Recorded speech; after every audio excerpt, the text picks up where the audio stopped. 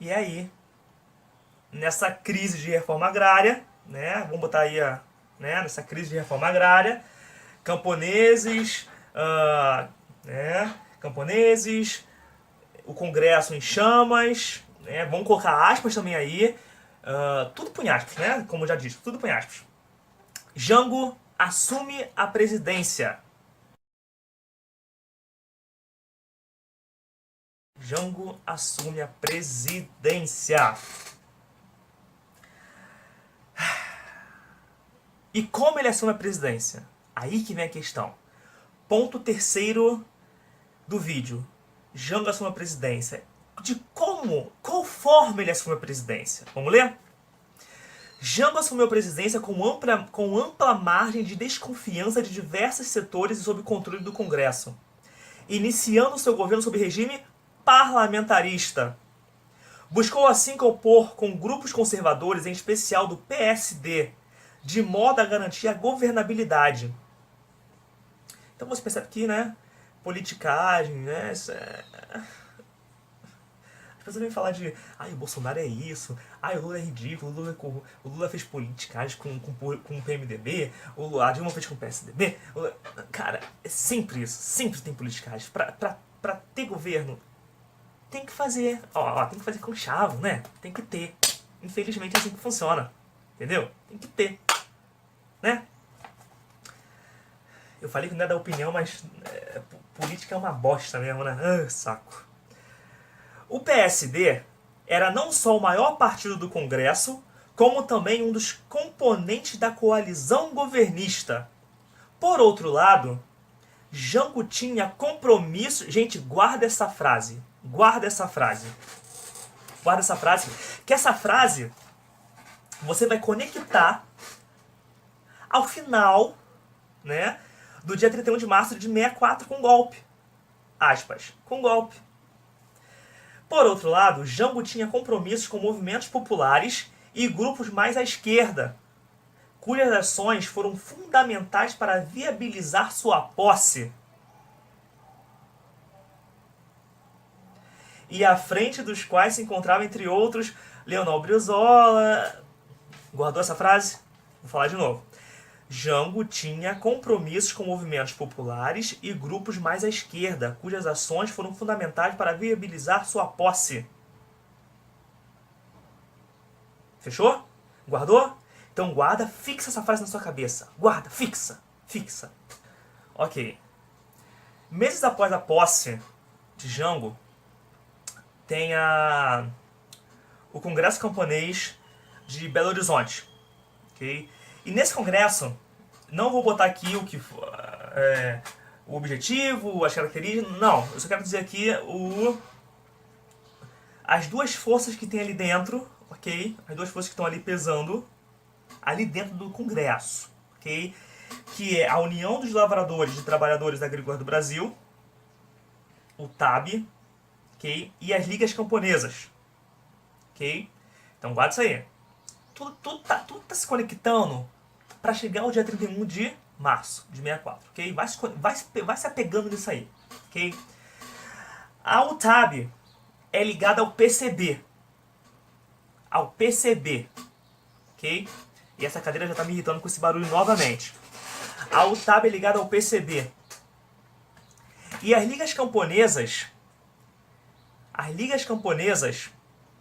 elas têm idealizações da Revolução Cubana, da Revolução Chinesa, e a pauta delas é a seguinte. A pauta delas é a seguinte. A reforma agrária vai sair, abre aspas, na lei ou na marra, fecha aspas. Continuando o governo do Jango. Tem a criação de sindicatos, tem a criação da categoria do trabalhador rural, 1962. Em 1963, tem a criação do Estatuto do Trabalhador Rural. Aí você pergunta, tem a participação da igreja? É claro que tem a participação da igreja. Vamos lá, Igreja Católica. Vamos lá. Sinto que essa parte que eu falei, é claro que tem Igreja Católica, vai dar ruim pra mim. vai ter pessoas comentando aqui embaixo coisas ruins para mim, mas vamos lá. Outra força foi a Igreja Católica, que, embora ocupando uma posição predominantemente conservadora e buscando neutralizar a influência das esquerdas no campo, terminou por produzir forças de atuação bastante distintas. A presença da igreja na área rural era bem mais antiga do que a dos grupos de esquerda, tendo atuado de maneira geral próxima dos grandes proprietários. A partir mais claramente dos anos 1950, algumas mudanças começaram a ser notadas. Em 1950, Dom Inocêncio Angelker, eu não sei falar, desculpa se estiver errado, bispo de Campanha em Minas Gerais, alertou em sua pastoral para a chegada de agitadores à área rural e para o perigo de a igreja vir a perder os camponeses, como segundo ele já havia ocorrido com o operariado. Conclamava assim a pastoral e também os proprietários a se anteciparem à revolução, promovendo a melhoria das condições de vida das populações rurais. Sua pastoral tinha o título de Conosco sem nós e Conosco sem nós ou contra nós se fará a reforma rural. Dessa forma, foi durante a década de 1950 que a igreja começou a atuar mais sistematicamente junto ao campesinato, inclusive organizando. Da ação mais conservadora da igreja surgiu o chamado sindicalismo cristão.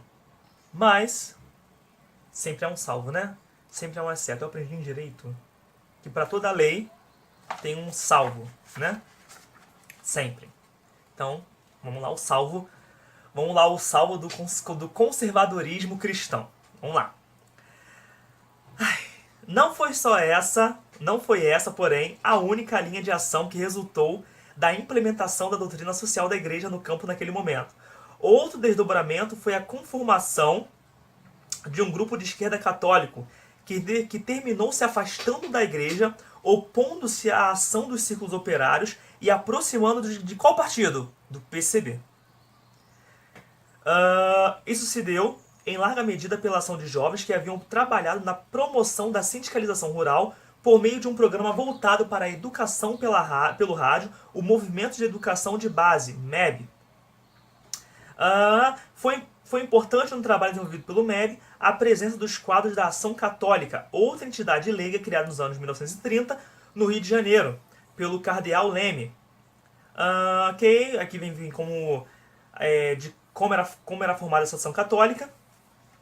Esses grupos acabaram adotando posturas mais à esquerda e criando uma organização autônoma em relação à hierarquia da igreja e de caráter claramente político, a Ação Popular.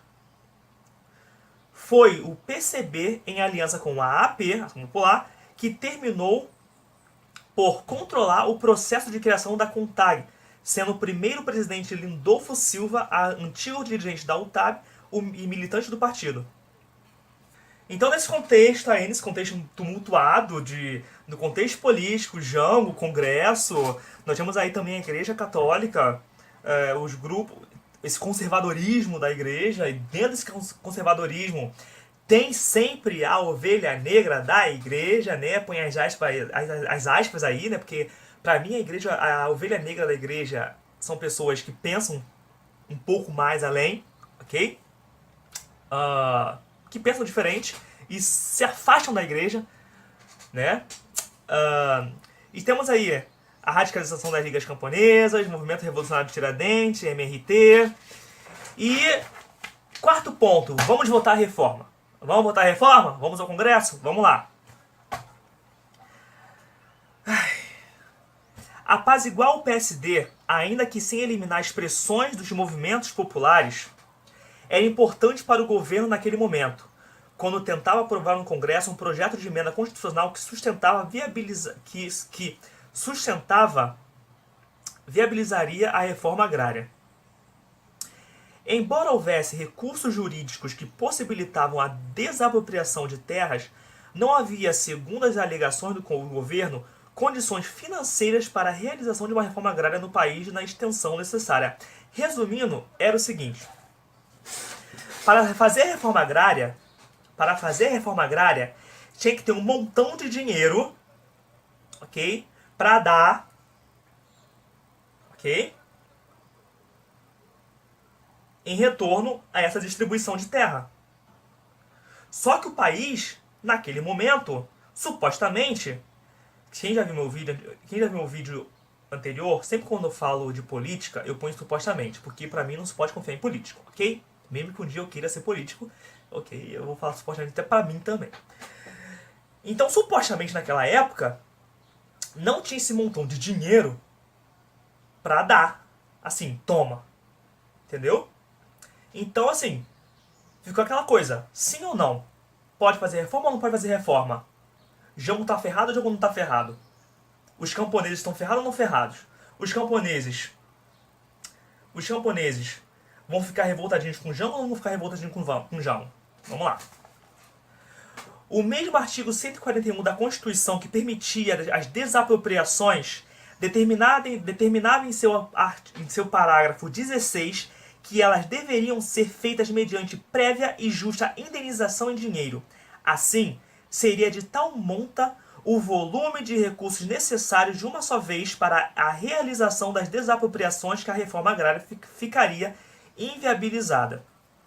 O que propunha o governo diante disso era que se alterasse a Constituição, ou seja, vai ter uma emenda constitucional, a Constituição, para poder aí sim votar a reforma agrária. Vamos lá. O que propunha o governo diante disso era que se alterasse a Constituição de modo a permitir que as indenizações fossem pagas em títulos de da dívida pública, resgatáveis em prestações. Essa posição já havia sido defendida por João Goulart no Congresso Camponês de Belo Horizonte, em 1961, e continuou a ser defendida por ele até o golpe de 1964. Passou a emenda constitucional? Claro que não! A derrota da emenda não determinou o fim das investidas do governo. Ela foi acompanhada pela intensificação das pressões do governo sobre o Congresso e também dos grupos de esquerda, de organizações de trabalhadores e movimentos sociais. Manifestações e protestos, resistências, greves e ocupações de terras tornaram-se mais decorrentes no período, atuando como formas de pressão e sendo lidas como sinais de alerta de que, caso não viesse como lei, a reforma agrária seria feita pelos próprios trabalhadores rurais. Então vamos lá. João Goulart, nosso querido Jango, assume a presidência num contexto que a reforma agrária é dita como a questão que vai mudar o país, ok? E essa questão agrária é colocada em pauta, tipo assim, é ela que tem que ser votada e passada, ok? Essa questão agrária aflora o sentimento, principalmente do campo, certo? Obviamente. Nós temos o declínio dos engenhos, nós temos o êxodo do campo para o urbano, ok?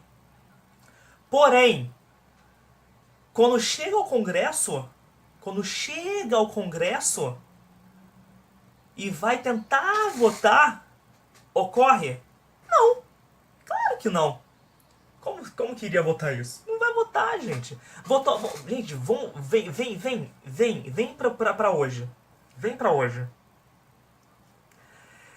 Na eleição para o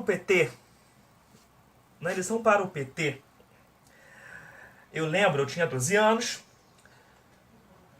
Lula era o herói que iria mudar o país, ok? Gente, eu não tô aqui querendo defender ninguém não, ok? Nem jogar culpa em ninguém, ok? O meu papel aqui é como historiador, analisar todos os lados de uma moeda, ok? Mas o Lula seria o cara da esquerda que iria mudar o Brasil, ia fazer reforma agrária, ia fazer tudo, ia mudar, ia acontecer, Entrou. 13 anos de PT. Quando que foi feita a reforma agrária? Nunca! Nunca! Sabe por quê? Não vai dar, não vai trazer benefícios. Distribuir as terras para os pobrezinhos? Não vai dar, não vai passar nunca isso. É a mesma coisa que aquele projeto de lei do Clodovil Hernandes, de diminuir a quantidade de deputados para 250. Sabe quando vai passar esse projeto de lei? Nunca! Nunca vai passar esse projeto de lei. Nunca. Vai ficar lá arquivado pro resto da vida. Entendeu? Então chega o Congresso, voltando à pauta, porque eu me empolgo, não adianta. Ai, que barulho chato infernal. Aí volta, vai ao Congresso, entendeu? Aí tem que fazer, aí começa, né? Vai lá, aí começa. Ah, mas de acordo com o artigo 141, não pode fazer reforma porque tem que ter muito dinheiro para distribuir, para dar pro pessoal, porque tem que fazer assim, tem que fazer assado. Aí, vamos lá, tem que fazer a emenda constitucional para poder mudar essa lei da Constituição, para aí sim votar a reforma agrária, entendeu? Ou seja, não passa a emenda constitucional, não passa a reforma agrária, ou seja, fica todo mundo, põe aspas aí, ok? Eu estou resumindo para depois você ler, estudar e incrementar o meu vídeo. Ou seja, fica todo mundo contra o Jango. Estão entendendo? Estão entendendo o contexto, a situação aí? Estão entendendo o contexto? É isso aí.